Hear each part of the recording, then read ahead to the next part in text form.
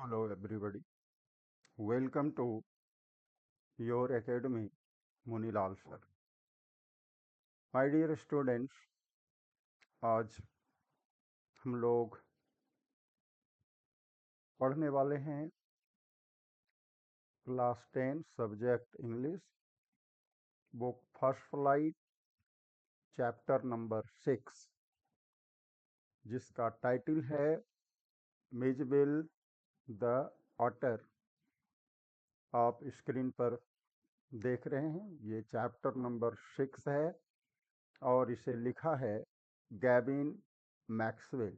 यानी Gavin Maxwell is the author of this topic. तो dear students, बने रहना है इस वीडियो के अंत तक.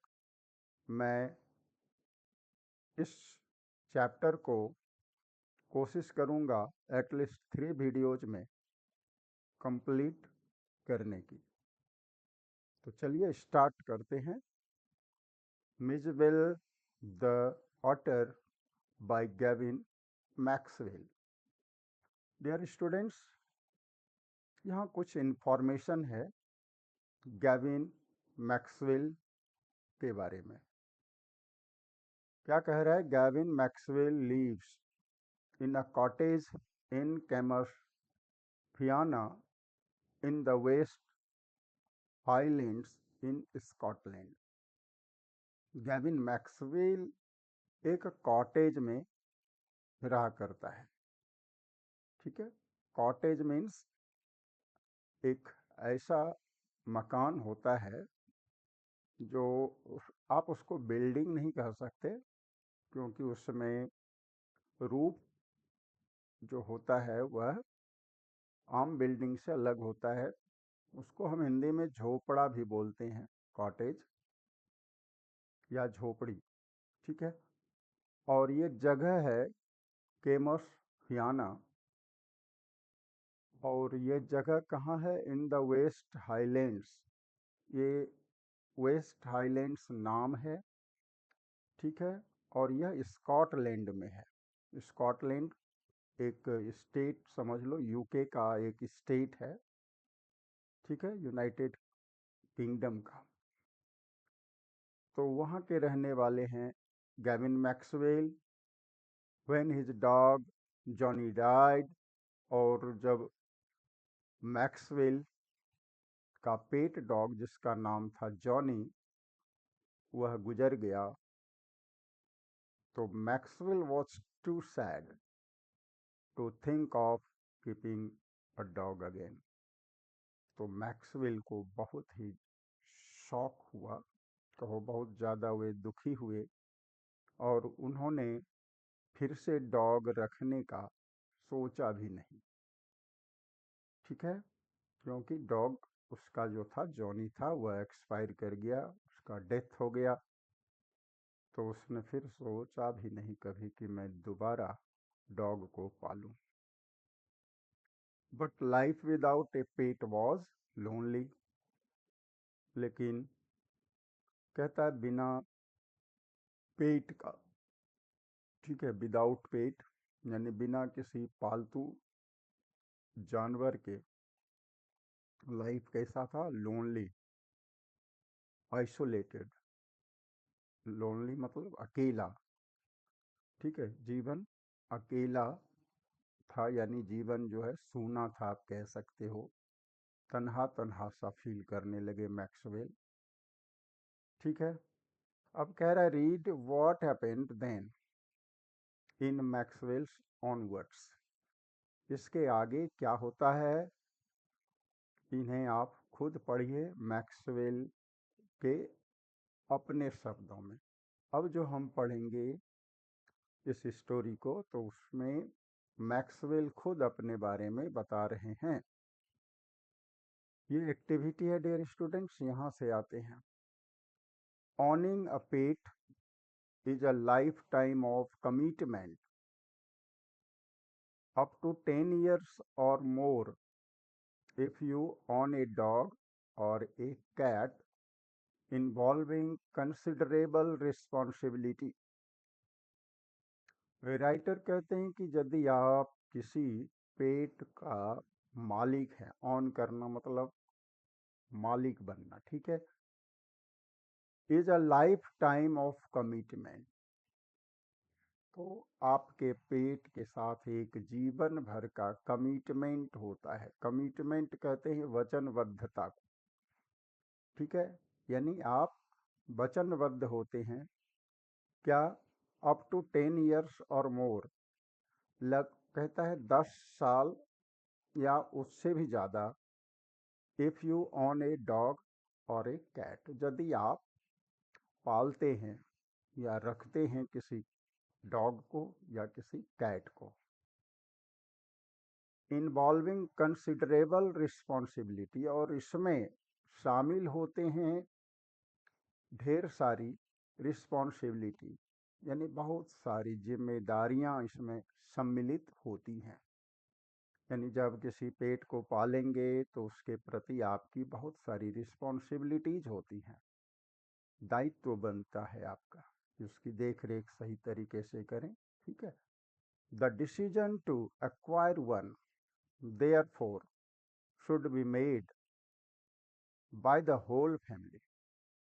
इसीलिए कहता है यदि आप एक्वायर करना चाहते हैं, किसी भी पेट को एक्वायर करना मतलब प्राप्त करना चाहते हैं, रखना चाहते हैं, वन मतलब कोई पालतू जानवर को, तो इसके लिए डिसीजन जो आप लेंगे तो should be made by the whole family, तो संपूर्ण परिवार का यह डिसीजन यानी निर्णय यानी फैसला होना चाहिए। पूरे परिवार का उसमें जो है फैसला शामिल होना चाहिए, पूरे परिवार की सहमति होनी चाहिए। Without full agreement by everyone the pet could end up unwanted.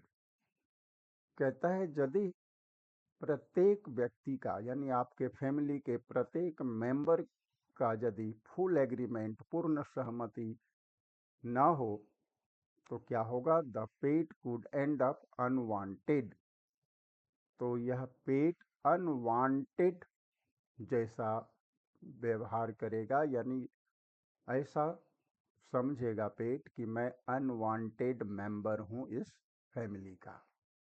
Unwanted means that is not desired, इसको कहते हैं अनिच्छुक, ठीक है, अनचाहा जिसको कहते हो। Puppies and kittens are so adorable, it is easy to understand why adults and children alike would be attracted to them। कहते हैं यदि कोई पपीज होते हैं या किटन्स होते हैं, puppies means young ones of dogs, और किटन्स होता है यंग वंस ऑफ कैट्स, ठीक है। बिल्ली के बच्चे को किटन्स कहा जाता है और कुत्तों का जो पपीज होते हैं, बच्चे होते हैं, उनको पपीज कहते हैं। तो कहते हैं ये देखने में बड़ा ही खूबसूरत होता है, एडोरेबल होता है, और it is easy to understand, और यही कारण है क्या कि एडल्ट्स और चिल्ड्रन एक जैसा, क्या बड़े क्या बच्चे सभी इसके प्रति अट्रैक्टेड होते हैं, ठीक है। कारण क्या है कि ये देखने में एडोरेबल लगते हैं, खूबसूरत लगते हैं। Unfortunately their cute looks are often a disadvantage. अब राइटर कहते हैं दुर्भाग्यवश या कहिए यह विडंबना है कि उनका जो क्यूट लुक्स है, अट्रैक्टिव ब्यूटी है, वे क्या होते हैं? ऑफन अ डिसएडवांटेज, यह समझो एक तरह के लिए उनके लिए क्या है? असुविधाजनक है। बिकॉज पीपुल परचेज देम, क्योंकि उसकी खूबसूरती को देख करके लोग उन्हें खरीद लेते हैं, विदाउट कंसिडरेशन, बिना विचार किए, and the knowledge on how to take proper care of them, यह विचार नहीं करते, यह जानकारी भी प्राप्त नहीं करते कि उनको जो हमने लाया है अपने घर पालने के लिए, तो how to take proper care, कि किस तरह से उनका प्रॉपर केयर किया जाए, उचित देखभाल किया जाए, इसकी जानकारी भी नहीं होती लोगों को, ठीक है। और लोग उनको खरीद के ले आते हैं, ठीक है।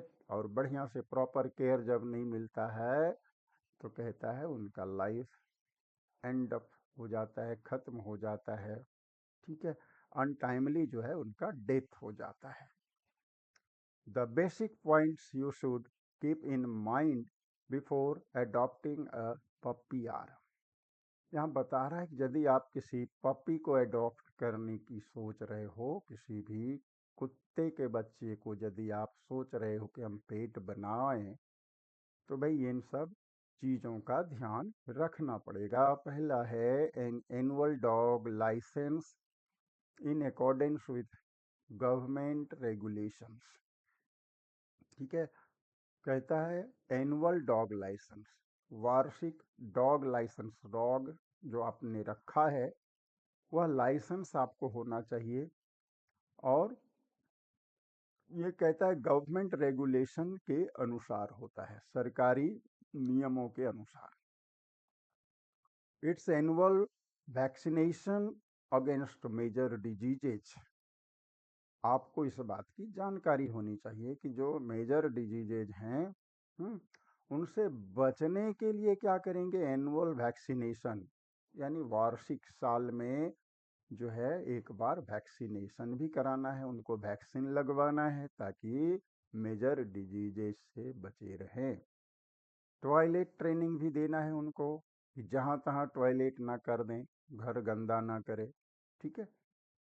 और रेगुलर ग्रूमिंग एंड बाथिंग, और नियमित रूप से उनकी ग्रूमिंग और बाथिंग होना चाहिए, साफ सफाई, और उनका स्नान होना चाहिए। ओबीडियंस ट्रेनिंग, और ऐसी ट्रेनिंग दें कि वह ओबीडियंस उसमें आ जाए, यानी वह आज्ञा का पालन करे, ओबे करे घर के हर मेंबर का।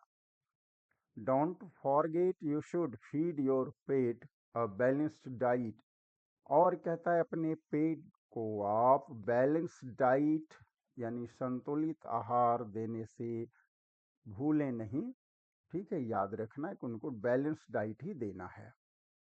और अगला पॉइंट है students socialisation, many dogs are kept confined in cages or tied up to stop them from dirting the garden or from chewing on shoes. This is wrong. कहता है डियर स्टूडेंट सोशलाइजेशन भी होना चाहिए, यानी समाज में जिस तरह हम घुल मिल करके रहते हैं, दैट इज सोशलाइजेशन, ठीक है। ऐसा क्यों कहा गया कि बहुत सारे लोग क्या करते हैं, घरों में कुत्ते तो ले आते हैं और उनको या तो पिंजरों में यानी किसी कैद करके किसी एक रूम में, ठीक है, बंद कर देते हैं, या उनको बांध करके रखते हैं ताकि डर्टिंग मतलब जहाँ तहाँ गंदगी ना कर दें, टॉयलेट ना कर दें, ठीक है, या गार्डन में गंदा ना करें, या नहीं तो किसी के जूते ना चबा जाएं। तो इसलिए उनको बांध के रखते हैं। कहते हैं राइटर कि दिस इज रॉन्ग, ये गलत है, उनके साथ अच्छा व्यवहार नहीं है, इज वेरी इम्पॉर्टेंट। तो और यह बात कहता है बहुत ही, सोशलाइजेशन जो है बहुत ही इम्पॉर्टेंट है, ठीक है। और last, a daily dose of exercise, affection and play, ठीक है। डेली डोज, डोज मतलब खुराक, रोजाना उसको जो है नियमित रूप से जो है उनका एक्सरसाइज का जो डोज है, जितनी उसको ज़रूरत है व्यायाम की, कसरत की, वह भी कराना चाहिए। उचित प्यार उसको देना चाहिए, अफेक्शन एंड प्ले, और खेलने का भी अवसर उसको देना चाहिए। तो डियर स्टूडेंट्स, ये कुछ पॉइंट्स थे जो आपको जानने हैं इफ़ यू हैव टू पेट और domesticate a pet, okay. Reading up on the subject beforehand is another important requirement and will guide you towards being a responsible pet owner। कहता है ऊपर जो भी चीज़ें बताई गई हैं in advance beforehand is another important requirement, ये एक अन्य रिक्वायरमेंट है, एंड विल गाइड यू, और यह आपका मार्गदर्शन भी करेगा किस लिए? Towards being a responsible pet owner, आपको एक जिम्मेदार पेट ऑनर बनने में। Selected pet shops and major book stores provide books on the care of various breeds pets. और कहते हैं कुछ गिने चुने ऐसी गिनी चुनी दुकानें होती हैं और मेजर बुक स्टोर्स होते हैं जो आपको किताबें भी उपलब्ध कराती हैं।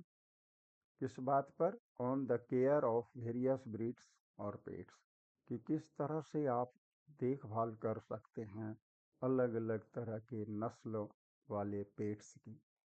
ठीक है, मतलब अलग अलग तरह की जातियां होती हैं ना, पेट्स की कई जातियां होती हैं, जैसे डॉग की, कैट की। तो डियर स्टूडेंट्स, ये तो कुछ इंट्रोडक्शन था। अब ऑटर्स की बात, चूंकि यह लेसन डियर स्टूडेंट्स ऑटर से रिलेटेड है। Otters are found in large numbers in the marshes, that is wet areas near lakes, rivers or seas, near Basra, a town in Iraq. तो dear students, यहाँ पर writer बता रहे हैं कि otters बड़ी संख्या में, लार्ज नंबर में पाए जाते हैं मार्शेस में, यानी दलदली इलाका, मार्शेस जहाँ बहुत ज़्यादा दलदल होता है। और खास करके मार्स को यहाँ एक्सप्लेन किया है। मार्स कहेंगे wet areas near lakes, rivers और सीज। ठीक है, किसी झील, नदी या समुद्र के किनारे आसपास का जो इलाका है, यानी कहो, उनको कहेंगे मार्सेस। और यहाँ पर्टिकुलरली मेंशन किया है बसरा के निकट। बसरा क्या है? एक टाउन है इराक का। ठीक है, आप ऐसे गूगल पे सर्च करोगे, बहुत बड़ा हार्बर है। ठीक है, इराक का। Imagine you wanted to bring an otter from Iraq to London. कल्पना करो, एक ऑटर तुम लाना चाहते हो, या चाहते थे, या पास्ट टेंस है। कहाँ से भाई? इराक से। कहाँ लाना है? लंदन। एज अ पेट, एक पेट की तरह। What special arrangements would you need to make for your pet otter? ठीक है, आपका जो स्पेशल अरेंजमेंट होता है, खास तरह के इंतजाम जो आप करेंगे, ठीक है, किसके लिए? अपने पेट ऑटर के लिए। तो क्या अरेंजमेंट की जरूरत पड़ेगी, क्या क्या इंतजाम करेंगे आप? You would need to find a place with lots of water, for example. पहली जरूरत पड़ेगी कि आपके घर में आसपास में ऐसी जगह हो जहाँ ढेर सारा वाटर हो। ठीक है। What other points should you think about? कहता है अन्य कुछ पॉइंट्स आप क्या सोच सकते हो? The information about Iraq and London given below में हेल्प यू। इराक और लंदन के बीच में ये इंफॉर्मेशन है। तो डियर स्टूडेंट्स, ये ज़्यादा इम्पोर्टेंट नहीं है हमारे लिए। अब चलता हूँ मैं सीधा टेक्स्ट पर। ठीक है, ये पार्ट 1 है dear students. Early in the new year of 1956 I travel to southern Iraq. Maxwell कहते हैं कि भाई न्यू ईयर था 1956 का। Early in the new year, यानी कहो जनवरी 1 की सुबह सुबह मैं जा रहा था सदर्न इराक। इराक का दक्षिणी हिस्से सदर्न कहा गया। By then it had crossed my mind, तभी जो है मेरे दिमाग में एक विचार आया, एक आइडिया आया। क्या आया? That I should like to keep an otter instead of a dog. क्या ख्याल आया पता है? कि मैं एक ऑटर को रखूं instead of a dog, dog के बदले, डॉग के स्थान पर मैं किसी ऑटर को पालूं। And that Camusfearna ringed by water, a stone's throw from its door would be an eminently suitable spot for this experiment. और मैक्सवेल कहते हैं जो केमस फियाना या केमस आर को कहीं कुछ लोग साइलेंट भी मानते हैं डियर स्टूडेंट्स, ज़्यादा इस पे टेंशन नहीं लेना, केमस फियाना भी बोल सकते हो, केमस फियाना, चूंकि आर बहुत जगह साइलेंट होता है इंग्लिश में। रिंग्ड बाय वाटर, केमस फियाना मैंने बताया कि एक जगह है स्कॉटलैंड की जो चारों तरफ वाटर से घिरा हुआ है, और कहते हैं stone's throw from its door, और राइटर कह रहे हैं कि जो यहाँ से जो है ना बहुत नज़दीक में ही, ठीक है, क्या है, would be an eminently suitable spot, और केमोस्फियर ना कहता है बहुत नज़दीक में था। Stone's throw from its door का मीनिंग दिया हुआ है, देख लो, अ वेरी शॉर्ट डिस्टेंस, बहुत नज़दीक था ये जगह केमोस्फियाना, और कह रहा है ये एमिनेंटली सुटेबल स्पॉट हो सकता था, यानी सुटेबल मतलब योग्य, उचित जगह हो सकती है इसके लिए, एक्सपेरिमेंट के लिए। एक्सपेरिमेंट क्या है, मैक्सवेल ऑटर को इस स्थान पे केमस्फियाना में लाकर जो है उसको रखना चाह रहा है, और वह एक्सपेरिमेंट करना चाह रहा है कि ये इस जगह पर मैं इसको रख सकता हूँ या नहीं रख सकता, ठीक है, इसीलिए ऐसा कहा जा रहा है। When I casually mentioned this to a friend, कहता है जब मैंने इस बात का जिक्र किया अपने किसी मित्र से, he casually replied, तो उन्होंने तत्काल तुरंत ही जवाब दिया, that I had better get one in the tigris marches, कि हम क्या करें, उसको टिग्रिस मार्शेस से खरीद लें, यही मेरे लिए बेटर होगा। यानी राइटर को एडवाइस किया कि भाई तुम ना इसको टिग्रिस मार्शेस से खरीद लो, for there they were as common as mosquitoes, क्योंकि वहाँ पर ये जो ऑटर्स हैं बहुत ही कॉमन है। किस तरह के कॉमन, कहते हैं जिस तरह से मॉस्किटो कॉमन होते हैं और जगह पाए जाते हैं, इसी तरह से वहाँ ऑटर्स बहुत बड़ी संख्या में पाए जाते हैं। And we are often tamed by the Arabs, और ये ऑटर्स अक्सर अरब्स के लोगों के द्वारा, अरेबियन पीपल के द्वारा पाले जाते हैं। टेम, टेम मतलब पालन पोषण करना, ठीक है। We were going to Basra to the consulate general, और राइटर अपने फ्रेंड के साथ बसरा जा रहे थे, आपको पहले ही बताया। कहाँ जा रहा था वो, उनका ऑफिस है ये कंसुलेट जनरल, ठीक है, इसको दूतावास बोला जाता है हिंदी में, ठीक है।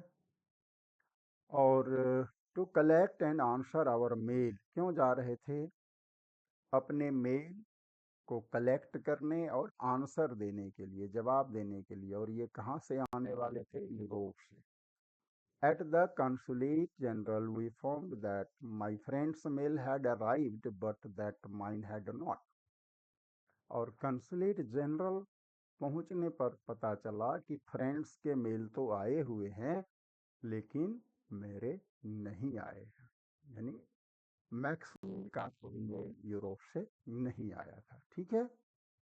I cable to England and when 3 days later nothing had happened, I tried to telephone, तो क्या हुआ जब मेल नहीं आया तो राइटर ने क्या किया, मैक्सवेल ने केबल्ड किया यानी टेलीग्राफ भेजा इंग्लैंड, ठीक है। टेलीग्राफ एक मीन्स ऑफ कम्युनिकेशन था, ठीक है। उस जमाने में 1956 की बात है डियर स्टूडेंट्स, उस समय मोबाइल और इस तरह से कम्युनिकेशन नहीं था।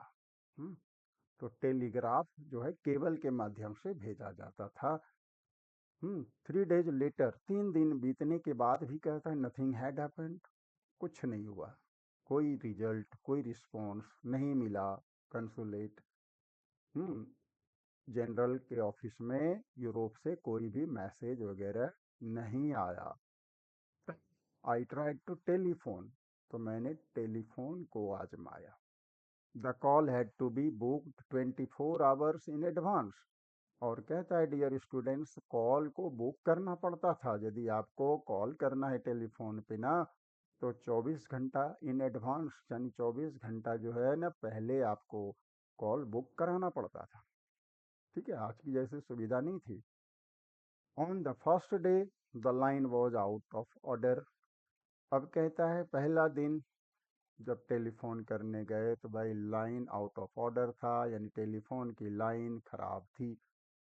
ठीक है, कांटेक्ट नहीं हो सका यूरोप के ऑफिस के साथ। On the second the exchange was closed for a religious holiday. दूसरे दिन कोई धार्मिक त्योहार के चलते ऑफिस क्लोज्ड था। एक्सचेंज मतलब टेलीफोन ऑफिस को एक्सचेंज कहा जाता है। On the third day there was another breakdown. तीसरे दिन फिर कहता है एक दूसरी खराबी आ गई, ब्रेकडाउन आ गया। My friend lap. भाई 3 दिन बीत गए, फ्रेंड चले गए, उनके दोस्त उनको छोड़कर चले गए। And I arrange to meet him in a week's time. और मैंने अरेंज किया, इंतजाम किया उनसे मिलने का इन वीक्स टाइम, मतलब सप्ताह भर के अंदर। और डियर स्टूडेंट्स, उसके बाद फिर क्या हुआ? I carried it to my bedroom. 5 days later my mail arrive. ठीक है डियर स्टूडेंट्स, 5 दिनों के बाद कहता है मेरा मेल आ गया। ठीक है, आई कैरीड इट, यानी अपने मेल को, जो भी आया था, डाक, मेल को हिंदी में डाक कहो, तो जो भी डाक में आया हुआ था मैं इसको लेकर चला गया। कहाँ? बेडरूम में चला गया। टू रीड, क्यों? उसको पढ़ने के लिए। And there squatting on the floor were two Arab. और मेरे बेडरूम के आसपास कहो, वहाँ पहुँचा यानी जब, तो देखा कि 2 अरब्स बैठे हुए हैं। ठीक है, बिसाइड देम ले अ सैक। और उनके बगल में पड़ा हुआ था सैक। सैक कहते हैं बोरा को। ठीक है, that screamed from time to time. और जो समय समय पर स्क्र्म्ड होता था, यानी ट्विस्ट हो जाता था, टेढ़ा हो जाता था। ठीक है, they handed me a note from my friend. और दोनों अरब्स ने मेरे हाथ में थमा दिया एक नोट, एक चिट्ठी, जो मेरे फ्रेंड की थी। चिट्ठी में यह बात लिखी है, here is your order. Friend ने लिखा कि ये रहा आपका ऑर्डर, यानी मैक्सवेल को ऑर्डर मिल गया। ठीक है डियर स्टूडेंट्स, तो इस वीडियो में इतना ही। मिलते हैं फिर अपने नेक्स्ट वीडियो में। तब तक keep watching your academy, Manilal sir. Thank you. जय हिंद, जय भारत।